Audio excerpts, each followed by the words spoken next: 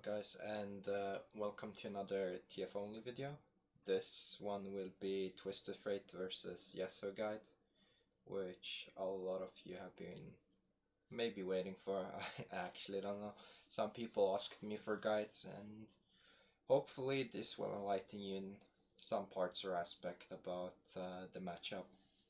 And since I suck at editing, as you all know, it will be mainly me reading and adding things if I felt like they're missing. And anything else about TF should be covered in the other 4 guides I did specifically for him, so check them out on my YouTube channel if you haven't already. And as always, if you disagree or have anything else to say or show appreciation, you can always follow me or write a friendly comment and I'll appreciate it. Okay, thanks. So let's get down to it.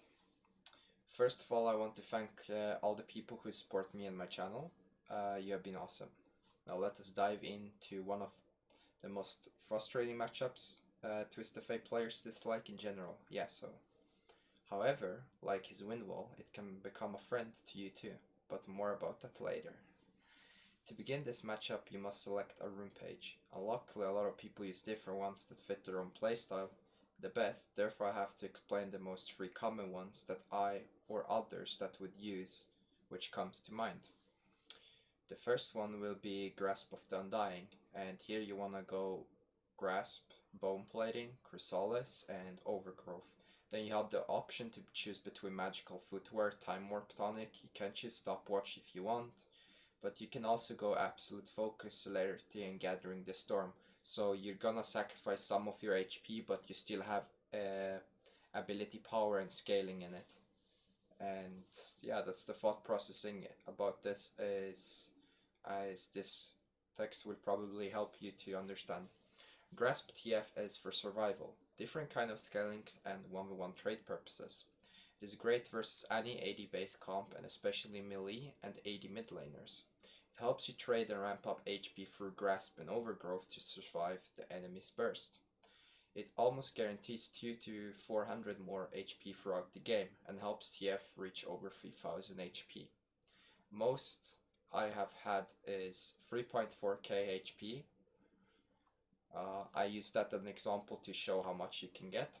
You will have lower AP and damage scaling and need to get used to CSing differently. However, this build is mainly to trade 1v1, poke, and scale to survive.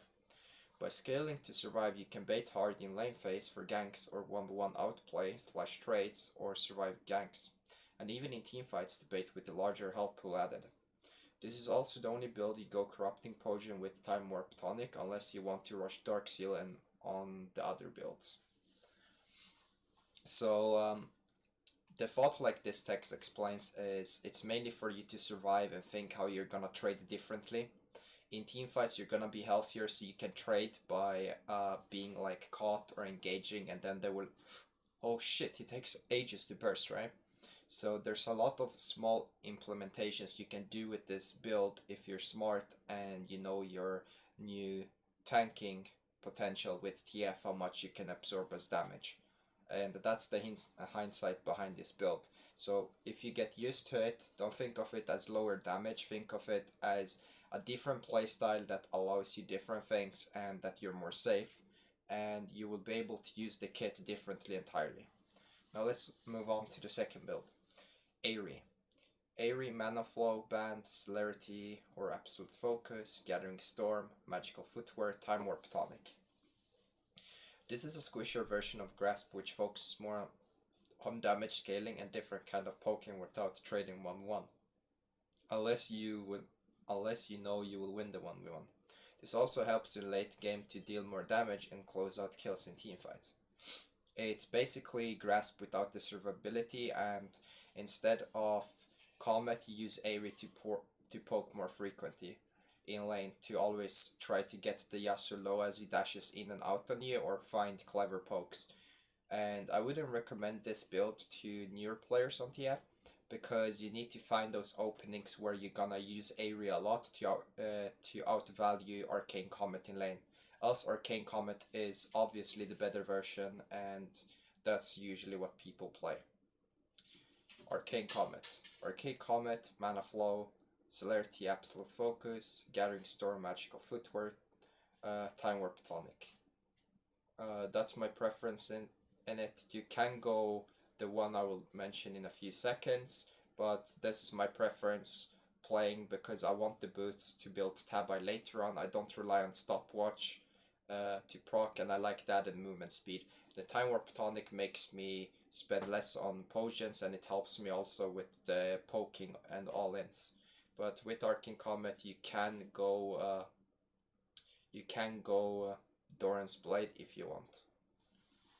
But then select something else instead of the tonic, which will then lead to the final build, which I didn't really have in mind for the free, because the free were more the keystones.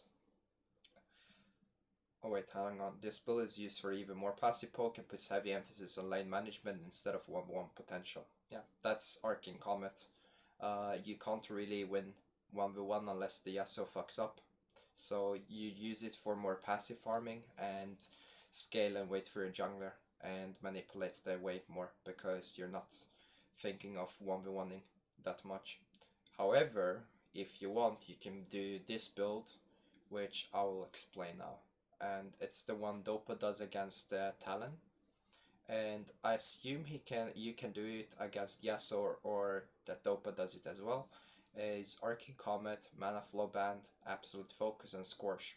Scorch is really good in Korean meta because you help burn the target down and make it look juicier for a jungle. So there's a huge value for Scorch in Korean games, I feel, compared to EU West and NA, because you can't really trust your teammates as much, no matter what dealer like Diamond, Master, even low Challenger.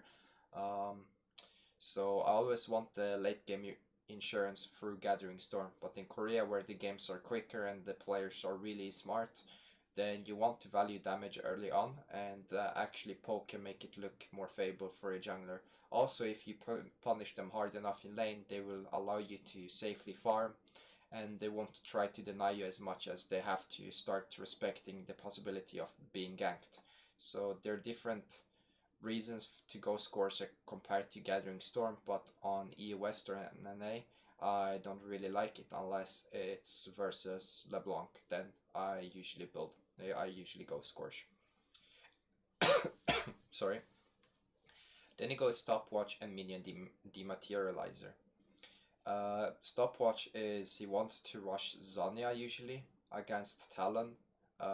You can pick it against Yasuo, and I will explain this a bit more in 1 second. Minion Demat is so you can one-shot all the ranged ones when you consume them in level 9.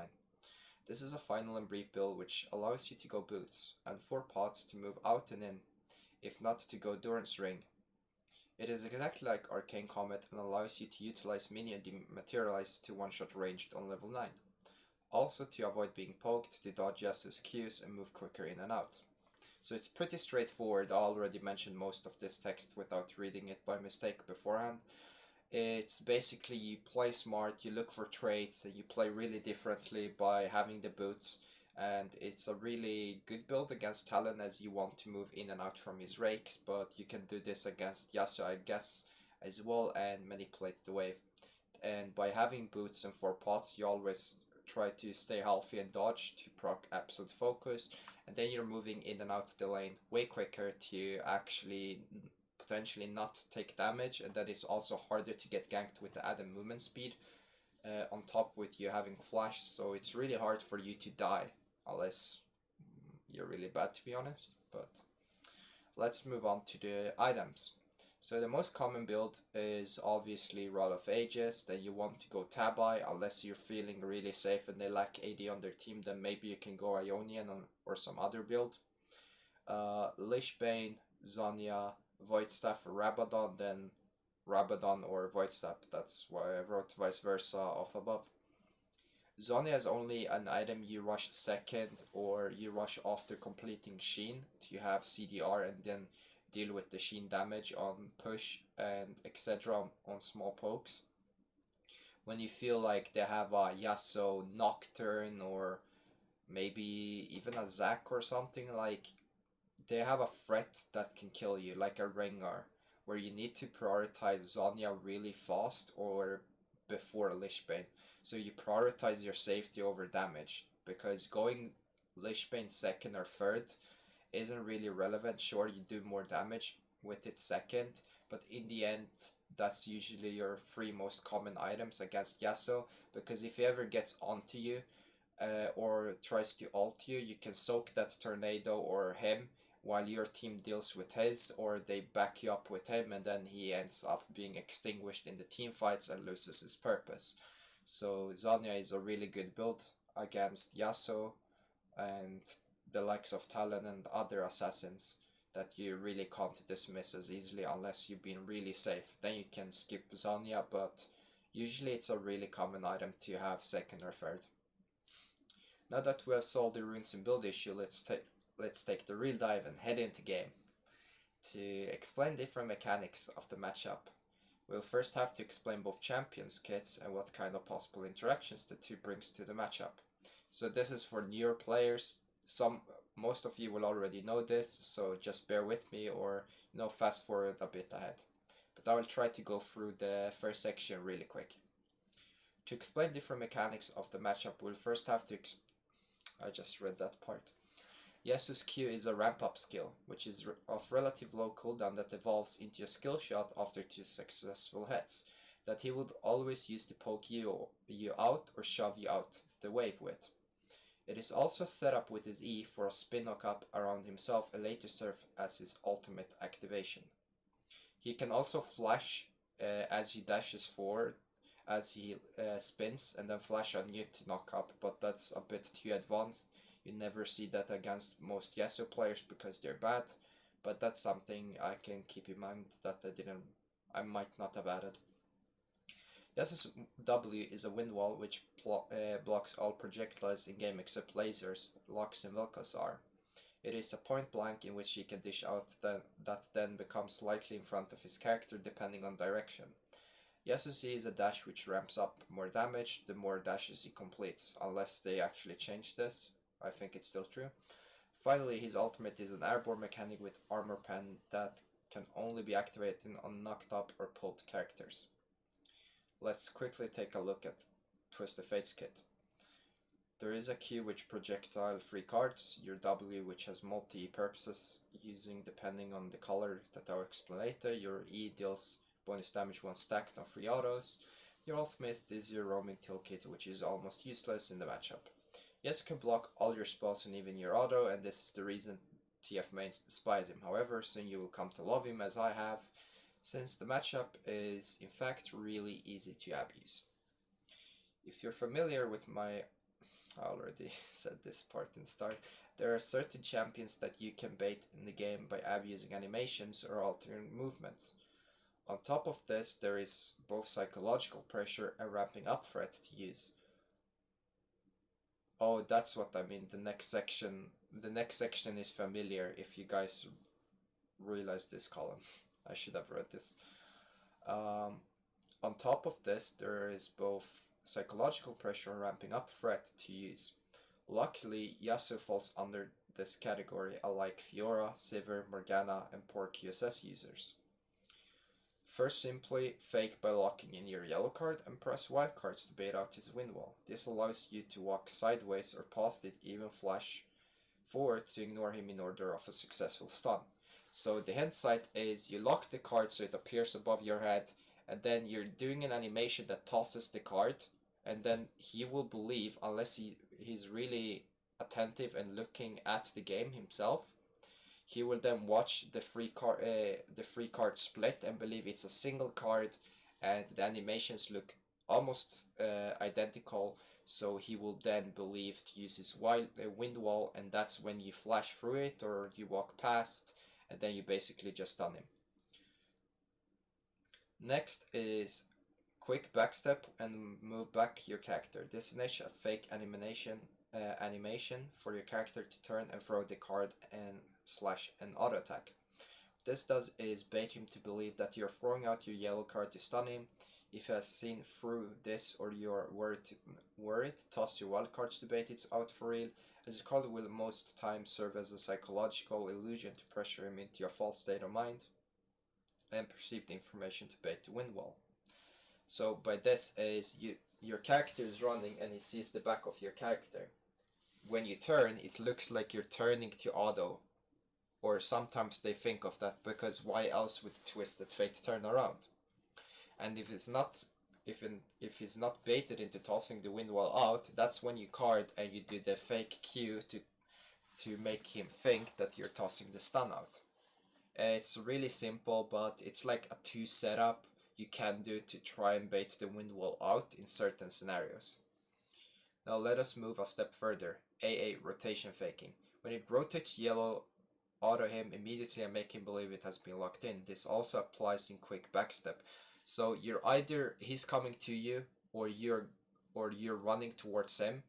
If you're running towards him and your auto attack range and it's about to turn yellow or turns yellow, you can auto attack and then he might think that you're actually tossing it out because it's the auto attack and it has been locked in, but that's not the case. So you let it rotate another time around, or when you're being chased, you do it, and when it comes yellow, then you turn and you auto him, and he thinks it's gonna be locked in, and then you lock it in and run away as you have it locked. And if it passes through his wind wall, that's when you turn around and then stun him a second time around with your second auto. So it's like small things you can do to bait it out by using auto attack rotations to fake out that you have a locked card.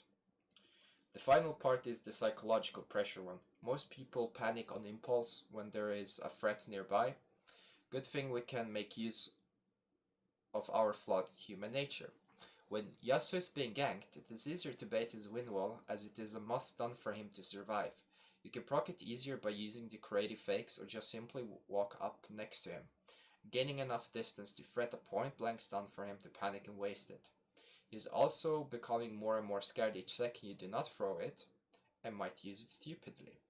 Finally, baiting his wind wall with quick backstep, fake AS or wind walls is way easier when under pressure. Note, all things I mentioned can be used whether you're retreating, baiting, laning, or engaging, which I've said a few times I think. So the thought here is when he's being ganked, his vision gets restricted and he focus, and then it's human nature to more panic when they're being ganked because most players aren't really like calm intellectual players, so they act on impulse when they think the card is gonna be tossed out or that it looks like it's tossed out because they're thinking about multiple things. Okay, should I flash now? Should I flash later? How much damage can I get? Should I dash throughout this minion? Bait, do you have a stacked Q? Like, it all comes to play and then they start thinking about all these different things in their head. So that's when you kind of abuse the psychological pressure as human psychology and abuse the nature in humans that they are being more impulsive and scared when being pressured. And then it's obviously easier to windwall them. So take your time, don't be hasty. He will throw it out most of the time if he's a really bad Yasuo player. High elo Yasuos might not be baited, but it works even against some high elo a lot of the times. Let us quickly move to his Qs, in which you would want to abuse and dodge as well, even bait at times. First, notice whether his skills Q or E level 1. I think all Yasuo scales Q nowadays, but it used to be a thing. When it has been stacked and becomes a projectile, start to analyze and keep track of his projecting patterns, also known as preferred tendencies. Does he favor tossing it on your left, on your right, dash and knock you up? When you auto attack, pressure to zone you off from CSing, relax. It will become real simple for you, but in a matter of seconds. To start with, keep close attention to his first Q, then closely to his next two. If they assume a pattern, that is really good, but acknowledge foremost if they are because you sidestep to a side all 3 times, etc. If he shows a given tendency, play around it until he alters and make notes of it. Does it go wide left or right? Perhaps even center point, in which you can dodge either way. Loyally they toss wide or center, and in higher they almost have a certain tendencies. They have developed subconsciously through own comfort or liking, which luckily for me is easier to abuse ahead of time instead of dodging. Note that he can alter and realize how you dodge as well. If he tries to use it when you try to CS fake AA and make him believe to throw it out, then when you're standing still and cannot move while initiating the animation, this is an... Hang on, I need to reread because I think I wrote it a bit wrong.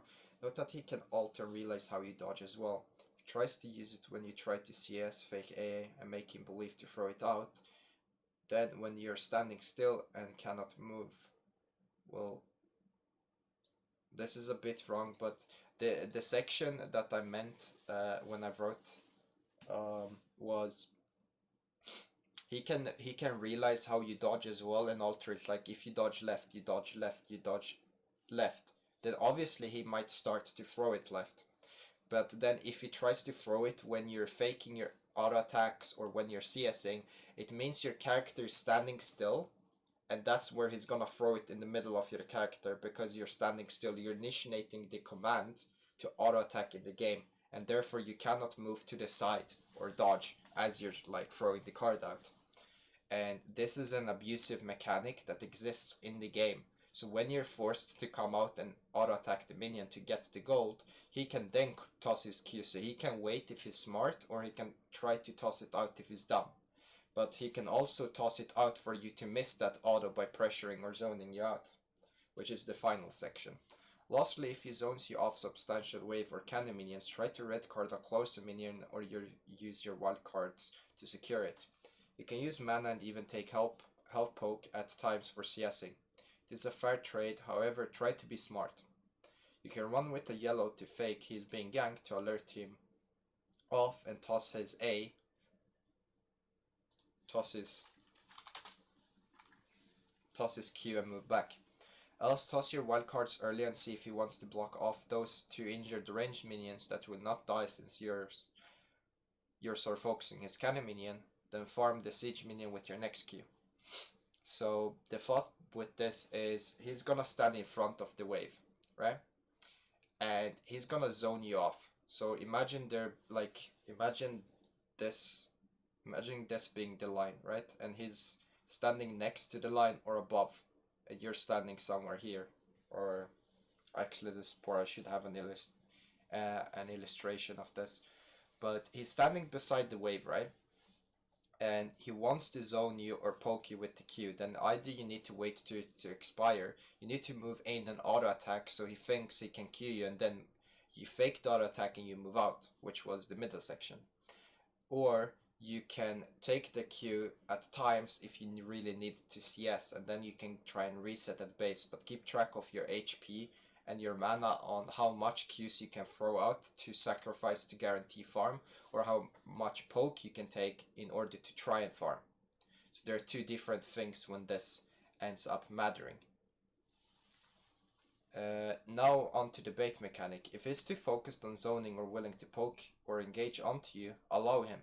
You can even prevent to go too far when the cosplay being bad. This will restrict his minimap awareness and strengthen his focus on you. Which your jungler comes around for the gank, Easy, right?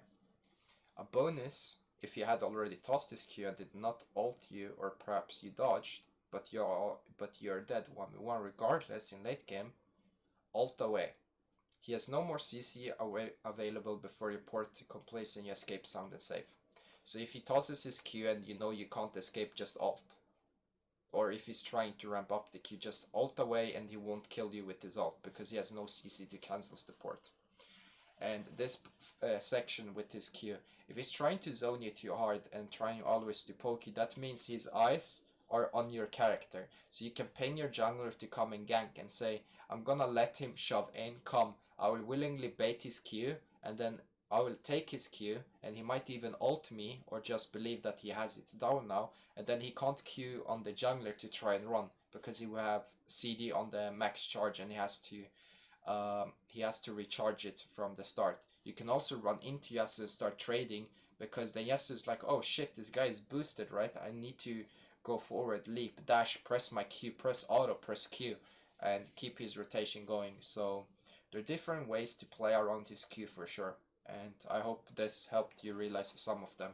So always keep a track on how he tosses the Q, if he tosses them left or if he tosses them right, and then figure out his tendency or preferred pattern. Then, depending on how he uses the Q, then realize how you should be playing in accordance to it. Should you CS? Should you take the poke? Should you bait? Where is your jungler? Like, there are multiple ways you can abuse and use his Q against him, and restrict his vision on top of that for him to get ganked. So always think when you're playing against Yasuo on how you're positioned and how you play the wave and how you play with his Q. Now, let's move on to the next section. Alas, lane phase versus Yasuo. Heading into lane, you would almost always want his passive to be procced at any given moment. This helps you to put in poke with AoE, grasp, auto attacks, W and Q. The most cost efficient is to proc it with a blue card. However, the easiest way is to proc it with a red card, splash AoE damage, or auto attack, as Yasuo most likely will dodge your Q and not allow you to refund your blue card. So there you have the easiest and the most cost efficient ways.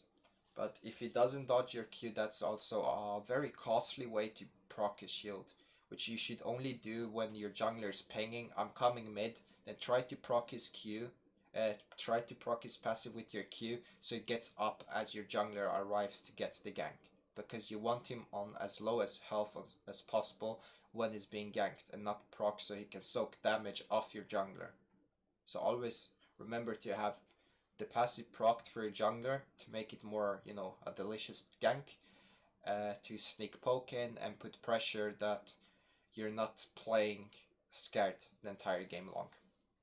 In lane, there is two ways to play versus Yasuo: passive while lane manipulating, or aggressive and poke as much as possible. Let us cover the aggressive portion first. You start by shoving and attaining a larger wave. Wave lead to hit level 2. This tactic works best with AoE or grasp, as you want to red card him as much as possible and tossing out AS while only pulling away melee minion aggro. This also enables your minions to outshove his. Make sure that he is close to any minion and red card it. On top, also keep using AoE and grasp when available for constant poke. If this works well, you will eventually shove him in and have a healthy HP lead, while having an easier way to poke him under turret until the wave resets or push it towards you. This tactic is best used to hit level 3 and assert a lead to build up a 1v1 kill. When he hits level 3, wait until you hit level 4 and proceed to set up for a 1v1 kill. If he ever goes onto you early on or later, use your minions and trade with him while kiting back. You will end up winning the trade and he will try to run, predict, and with the larger minion wave helping you out, damage turn on him. This is written a bit incorrect. You need to run towards him instead once the trade is won for even more poke, and later to flash kill once cooldowns are up. During this time, as you trade and use your larger mini wave, make sure to bait out his wind wall with what you have learned earlier. This strategy is to secure a kill 1v1 and put him behind. Also, it pulls his jungler to make sure your team doesn't get ganked, and a potential 2v2. On top of this, his lower health once the lane pushes back or resets becomes a juicier gank for your jungler. So by reading this entire section, I'm gonna briefly mention a few points on it, because I feel like I read without commentating too much. Is you're always trying to shove him out, and when you're auto attacking, make sure you're standing behind far enough to not hit him so the ranged minions aggro you and poke you. This pulls his melee minions, so your wave will outshove his, and you will hit higher level unless he's competing really well to wave clear and poke you as well. And if he pokes you, then you're using your minions to help and out trade the differential by having a larger wave. If it's not possible, proceed normal and wait for jungler and then just try to poke him, even if you have to play semi-aggressive rather than playing passive. But when this ends up working, you can shove him in, and at sometimes you get ganked and you blow your flash, but at least then you pull the jungler towards you, so your top laner and your bot laner doesn't die, and then you ping out where the enemy jungler is, and then you start playing more the passive route versus Yasuo. So always try to put pressure on him and then make it a bit juicier for the enemy jungler to try and gank you, because then you're pulling away pressure as you're applying pressure in multiple ways. And this tactic also can allow you a 1v1 kill by baiting his wind wall and setting up a kill slowly and poke him on their turret, or as you're just playing the lane normally. And also, since he's taking more damage, it's gonna look better to go into a 2v2 or for a jungler to all in him once the wave comes crashing back. So there's multiple reasons to play the aggressive ones, but I would recommend the second one, which is obviously the more passive section. Now let us move to the more passive section. All 3 rune builds are viable. In this case, you never want to hit the ranged minions or card unless you prevent the broken minions to crash in to be executed, and in order to maintain it's on your side of the lane to freeze. So you never want to kill the ranged minions unless they're about to crash and you can't tank a few hits until your next minion comes and keeps them between like the 2 pillar of the lane section, because you want to freeze and you want to pull your jungler, you just want to safely farm and you don't want to be ganked. This can be done in slime fashion to poke him during time windows when Yasuo is on the melee minions to proc his passive and pull melee aggro for your wave to outshove his. This enables semi-aggro and poke while being safe. This part shouldn't have been here. This can be done... Hang on, my brain kinda died. I've been reading this for 30 minutes.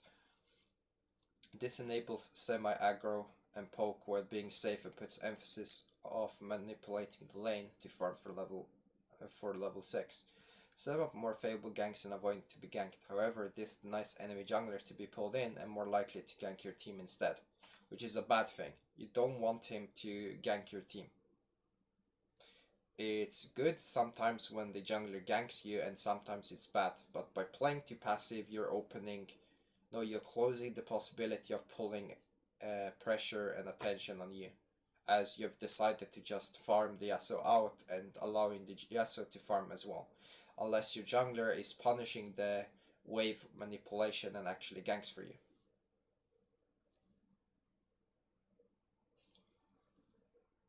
But this poke is only when you crash back the wave, because you only want the wave to shove out and poke him when you want to reset or shove out the wave, or you're baiting when your jungler comes in. You don't want this as you're manipulating the wave in. So I think I wrote this section wrong and it should have been here. However, this tactic is best used if you respect the Yasuo pick and you want to remain safe and not use any sort of abuse where he is psychological or manipulated through lane to gain advantages. Only AA minions and use mana to poke kill minions when crashes in are available to put pressure on Yasuo, else just to keep the lane manipulation intact. So you never want to blow mana to poke him unless his passive is down. You don't want to poke him as you're hitting the wave, because you never want to hit the ranged minions. You want to keep them alive, so when the next wave crashes you can freeze and slowly keep the wave there, and if they crash into turret, that's when you kill the broken minions or you fix them so your turret doesn't kill them, and you're gonna just try to find good windows to poke him, and you're gonna try to keep the wave safe, remaining harm's way of the jungler, manipulate for yours to gank, but the downside is, like I said before, the enemy jungler will then try to gank you more. And I think this is pretty straightforward, to be honest. How do you set up good ganks for Yasuo? As mentioned, let him engage onto you to restrict his attention of minimap. Very crucial. Bait his third Q, proc his passive and poke him, lane manipulate properly or bait for 2v2. If possible, burn his wind wall and notify your jungler if nearby. Finally, make sure he has killed all ranged minions so he cannot dash back into safety, and that he's either on you or busy taking the melee minions if possible as well. Everything is pretty straightforward, I think, in this section, how to bait him. Um, it's pretty... It's like small things you can check as you see your jungler coming in and the Yasuo looks like a possible gank. So just be open-minded and play around it. It's pretty straightforward, to be honest. Final section will be brief. Never fight Yasuo if he is a level up on you. He will have 90 more HP and deal about 100 more damage on you as well from that level onto a skill. You will also have gained additional MR and armor to lower your damage. Not only this, but you will be doing about 70 damage less and have 90 HP less. Therefore, realistically, there's a 200 HP gap between, since you lack almost 100 damage plus his added HP and resistance, and you also have to deal 100 more damage with less damage available. This is why level advantage is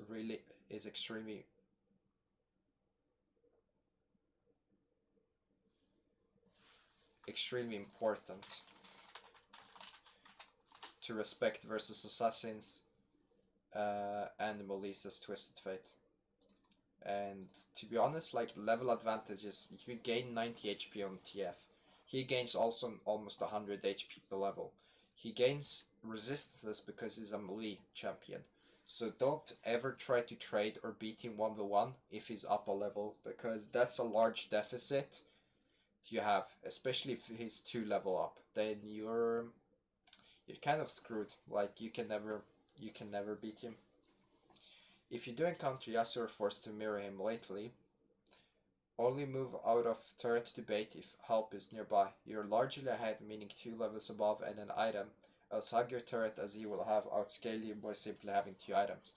This means if he goes to a side lane and you have to mirror him, or if he's mid and there's 4 people top or bottom, never try to fight him. Always go for the wave and try to have the turret help you, unless someone is there for a 2v1, because Yasuo is really hard to beat 1v1, and you can't beat him in one rotation unless you're really fed. So usually you need 2 stuns and 2 Qs and a couple of autos to one-shot him, and he's gonna look to block one of your stuns, and that puts you onto 3 rotations, and he kills you usually within 2 rotations or 100% before you have 3 stuns up. So it's just impossible to beat him 1v1 unless he's really bad and you have a really significant lead. Finally, in teamfights, always stun him if he ults your teammates and help to shove him down and peel. Never toss W unless you bait or he has used it, else try to get around it. When I said that he has used it, I meant his W.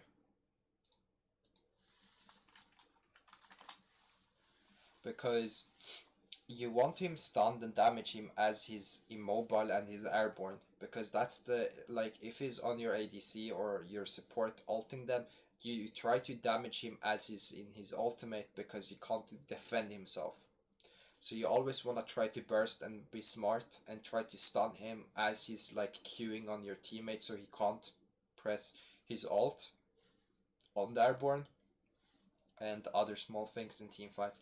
So always keep a track and try to deny him to either activate his ultimate or help your team to kill him as fast as possible when he is in your team, because his damage output is ridiculously high later on. That will be all for this guide. Thanks for watching the video. Make sure to... Oh, actually that's a bit too early to say. I felt this video was pretty bad, but I think I covered most of the Yasuo things. I covered his kit, how to play around it, what you do in lane phase, how you play around his Q. You should try to watch what, if it's tossing, you know, left or right, to keep track. Then restrict his vision if he's too focused on you, how to set up the gank, the different builds, some in team fights and later on, but it's mainly lane phase, because Yasuo later on is more trying to hold him rather than kill him unless you have someone. So this guide will mainly how to deal with him in lane phase, and I think I covered every section pretty well on that, unless you guys disagree. But yeah, I guess that will be all for this guide. Thanks for watching the video, and make sure to like and subscribe for more awesome content, guys. If you have any thoughts or more questions, please feel free to comment in the section below. Bye, and see you in the next video. Unless you have more something to add, and then I guess I'll see you in the video in the section down below, because I do feel I covered the guide pretty well, but there might be some gaps or uncertainties, and if there were and you actually managed to, stay awake for 40 minutes and get this video done, let me know, and if I missed something or what your thoughts about it was. Okay, see you guys, bye.